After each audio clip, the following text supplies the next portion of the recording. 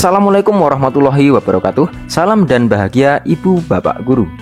Perkenalkan, nama saya Danang Sugeng Riyadi, calon guru penggerak angkatan 10 dari SDN Putat Gede 194 Surabaya. Video ini merupakan koneksi antar materi modul 2.1 pembelajaran berdiferensiasi. Apa itu pembelajaran berdiferensiasi? Pembelajaran berdiferensiasi merupakan upaya penyesuaian yang dilakukan guru untuk memenuhi kebutuhan belajar murid.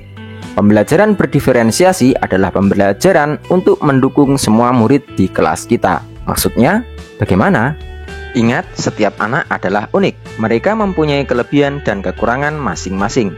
Begitu juga dengan minat, kebiasaan, gaya belajar, pola pikir maupun kemampuan literasi pasti berbeda kan?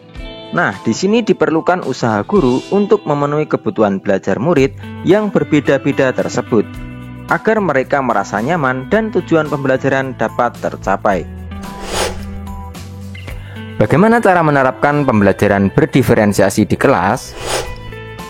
Agar dapat melaksanakan pembelajaran berdiferensiasi, guru harus memahami tujuan pembelajaran, mengetahui dan merespon kebutuhan belajar murid, melakukan manajemen kelas yang baik, menciptakan lingkungan belajar yang mengundang murid untuk belajar, selanjutnya melakukan penilaian berkelanjutan.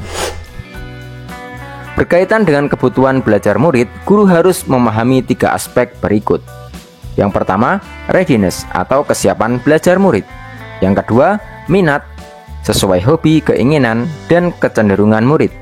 Selanjutnya, profil belajar, pendekatan yang disukai murid untuk belajar. Kesiapan belajar murid, guru hendaknya menilai pengetahuan awal atau asesmen diagnostik untuk memetakan apa yang telah diketahui murid tentang materi yang akan dipelajari. Minat murid, setiap anak pasti berbeda-beda. Minat adalah salah satu motivator internal murid untuk aktif dalam pembelajaran. Misalnya, minat olahraga, menulis, dan bermain musik. Profil belajar murid.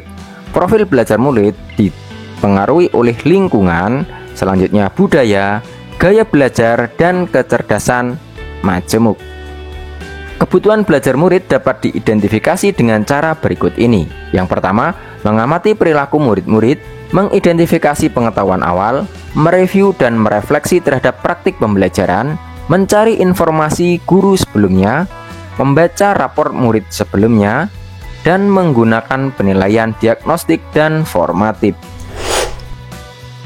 Strategi untuk mendiferensiasi pembelajaran diantaranya diferensiasi konten, diferensiasi proses, diferensiasi produk. Diferensiasi konten berkaitan dengan apa yang kita ajarkan seperti materi, konsep, atau keterangan yang dipelajari berdasarkan kurikulum. Diferensiasi proses, kegiatan yang memungkinkan murid untuk berlatih, memahami, atau memaknai konten dengan membedakan proses yang harus dijalani murid. Diferensiasi produk, bukti yang menunjukkan hasil belajar murid dengan cara membedakan produk hasil latihan, penerapan, dan pengembangan tentang apa yang telah dipelajari. Lalu, apakah keterkaitan modul pembelajaran berdiferensiasi dengan modul yang lain? Untuk dapat melakukan pembelajaran berdiferensiasi, guru harus berusaha memenuhi kebutuhan belajar murid sesuai kodrat alam dan kodrat zaman. Hal ini sesuai dengan filosofi Ki Hajar Dewantara. Dalam melakukan pembelajaran berdiferensiasi, seorang guru penggerak harus berpihak pada murid, reflektif, mandiri, kolaboratif, dan inovatif dalam menciptakan pembelajaran berdiferensiasi agar memenuhi kebutuhan belajar murid.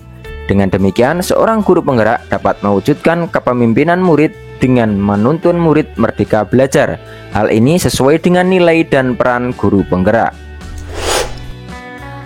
Pembelajaran berdiferensiasi menjadi salah satu strategi untuk mewujudkan visi guru penggerak yang berpihak pada murid.